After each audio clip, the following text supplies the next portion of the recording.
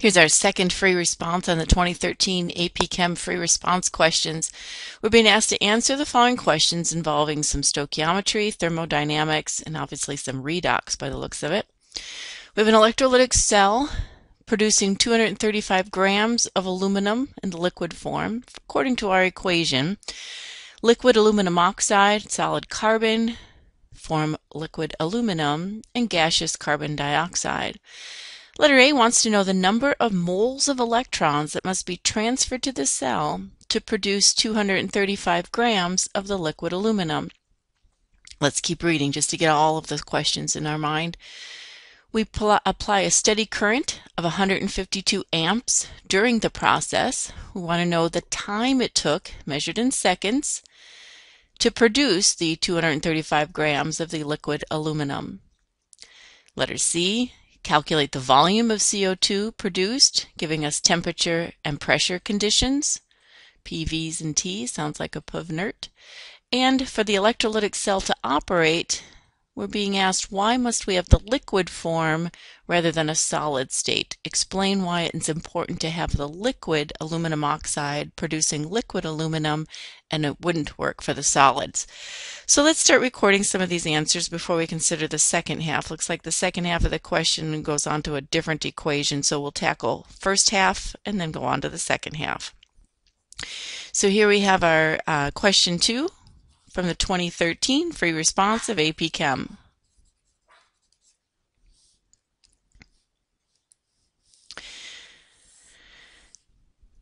Letter A wants to know to calculate the number of moles of electrons transferred to produce 235 grams of aluminum. So looking at our given amount that we're targeting, 235 grams of Al, I'm going to turn that into a mole by using its molar mass. We know that 1 mole of aluminum set over its molar mass of 27 converts it into a mole. Then consider what's happening. We have, just according to the equation, Al2O3 going to solid liquid aluminum. These are both in liquid form. But here we see that aluminum, when it's in a compound, is using a +3 charge, and when it goes into its elemental form, it's 0. So the electron transfer from a +3 to a 0, we can see is a 3 electron change. So for every mole of aluminum, we see that there are 3 electrons being transferred. So to convert 3 moles of aluminum, 3 moles of electrons per mole of aluminum is our last conversion factor.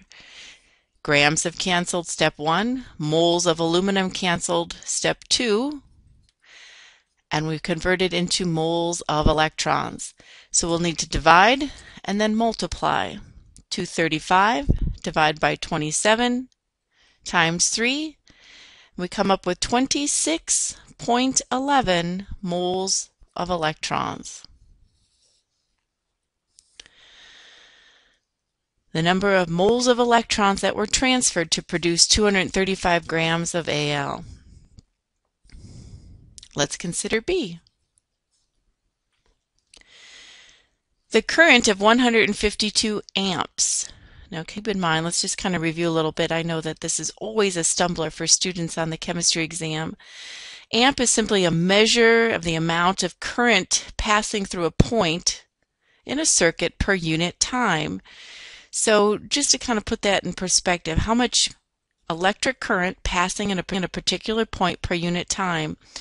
The definition of 1 coulomb per second. That's the definition of an amp, coulomb per second. The other constant we should be familiar with is that there are 96,500 coulombs per mole of electrons being defined as an amp. So all of these kind of equations, these equivalents, comes out from the formula page. For instance, when you're taking your AP Chem exam, these are some things we need to walk in order to calculate for this problem. So pulling down our answer from up above, 96.11 26.11 moles of electrons. Kind of needed that answer from up above. And I can use this very conversion here because I know the number of moles of electrons. Let's see how many coulombs that is accomplishing. 96,500 coulombs are delivered for every mole of electron. Notice how we're canceling moles. So 26.11 times 96,500, and that will give us the number of coulombs in this particular electrolytic cell, 2.52 times 10 to the 6. Now, we want to know ultimately the time when we deliver 152 amps. So remember our definition, amps is coulombs per unit time, coulombs per second. So we've just determined 2.52 times 10 to the 6th coulombs were being delivered.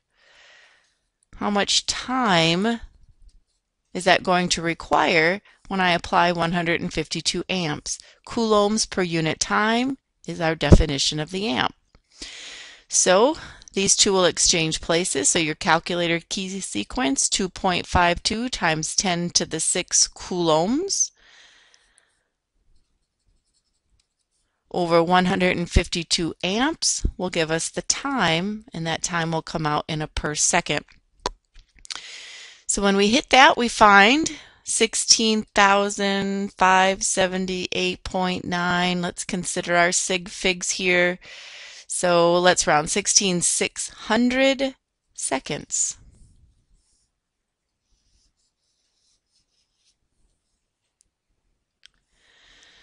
The letter C.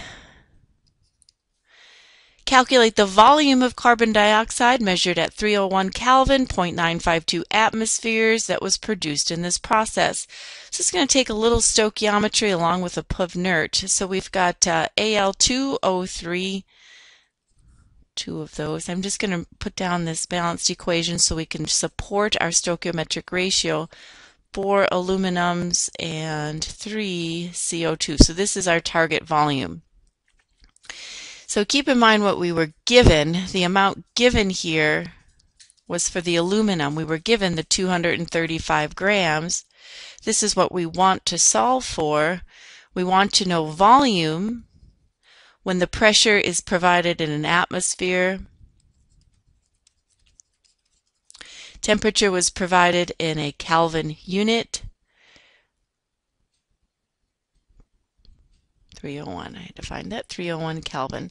So let's start with our stoichiometry first. Our given quantity, 235 grams of aluminum. We'll use, again, its molar mass. I'll just say is 26.98, probably more accurate, but this is fine. And then we want over given, we see according to our calculations that there are 3 moles of carbon dioxide formed for every 4 moles of aluminum. So the stoichiometric ratio of 3/4. So step 1, we turn grams of aluminum into moles of aluminum. Step 2, we do a ratio, 3/4, and we find how many moles of carbon dioxide were formed. I'm hitting that on my calculator, and I find 6.53 moles of CO2. Now for our ideal gas equation, I'll get my PV equal nRT parentheses ready, remembering that pressure times volume is equal to the number of moles times the gas constant R times the Kelvin temperature. So here's what we know, 0.952 atmospheres.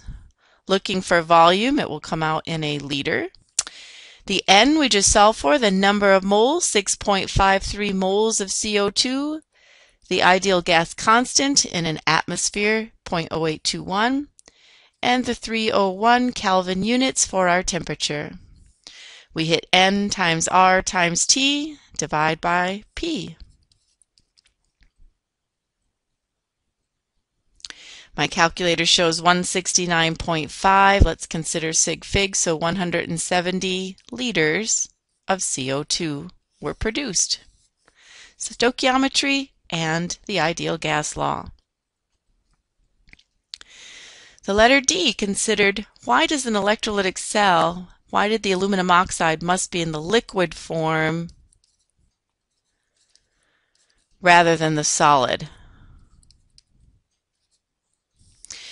So, and I just, very definition of an electrolyte, Al2O3 solid. So they're just looking for a comment in the fact that why must we have an aqueous or liquid form versus a solid form for an electrolytic cell to operate?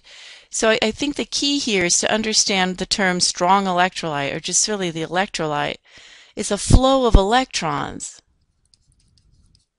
The liquid or molten form has the ability to have electrons flowing, whereas in the solid state, these ions are in fixed positions. I mean, those in a pretty strong ionic bond are going to hold the aluminum and the oxide in a very rigid three-dimensional array called a crystalline structure. There is no flow of electrons when the ions are in a fixed position, such as in a solid state. The ionic bond is too strong. Plus, imagine trying to put an electrode into a solid crystal. There's nothing there to get the electrons moving. So that an electrolyte, a strong electrolyte, must have the ability to have an electron flow, either in an aqueous solution or in a molten form. Molten means in the liquid form. So the substance must be dissolved, or it must be in the molten form for the flow of electrons, for the electrons to flow towards the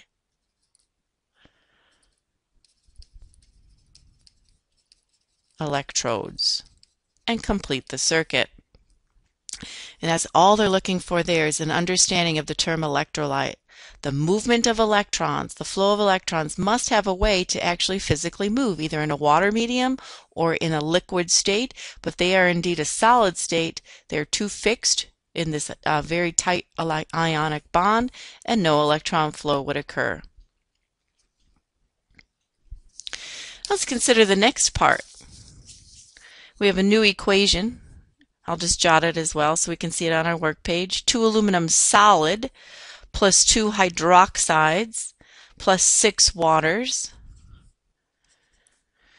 giving us the complex ion 2 units of Al, parenthesis OH4, in an aqueous form, and 3 molecular hydrogens. Alrighty. And we see that they have the half reaction. I noticed that, just quickly observing, aluminum started as a 0, and now inside this complex ion is carrying a +3. This is our oxidation half reaction. And here I'm noticing water, the hydrogen starting as a +1, going down to molecular hydrogen. This is our reduction half reaction. Loss of electrons, oxidation. Gain of electrons, reduction. So in question, this is letter E, part I. Calculate the E volts for this formation of our complex ion and molecular hydrogen. So calculate E cell. We know that E cell is equal to the voltage of the cathode minus the voltage of the anode. Cathode is the site of reduction, and the anode is the site of oxidation. So when I'm noticing is the cathode is the site of reduction, I'm going to find the information related to the hydrogen, which is the second in our tabulated chart there. So this is the negative 0.83 volts minus, and then I notice the AlOH4, that first line in our tabulated chart, and that's the site of oxidation. It has a value of negative 2.35. You may also notice just very quickly that when we look at our chart, how aluminum oxide is on the product side, but in the actual equation, it's over here, and in the chart, it's on the reactant side, so you just know to flip that sign. So multiple ways to see this. Negative 0.83 plus 2.35 simplifies this, and our value for E cell, hitting that on my calculator just so I don't make a mistake, is 1.52 volts.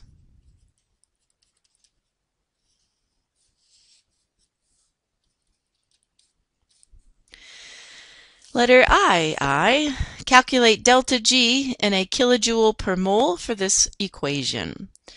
So delta G is negative N F E cell. So delta G, Gibbs free energy. Is this reaction spontaneous? The sign will tell us. Negative N, where N stands for the number of moles of electrons flowing in the current. Faraday's constant, 96,500 coulombs, times the E cell, which we just determined in the equation above, 1.52 volts. Now let's consider what N, the number of moles here. Notice that aluminum went from a 0 to a +3, but there are two of them. Notice here, 2 units of aluminum.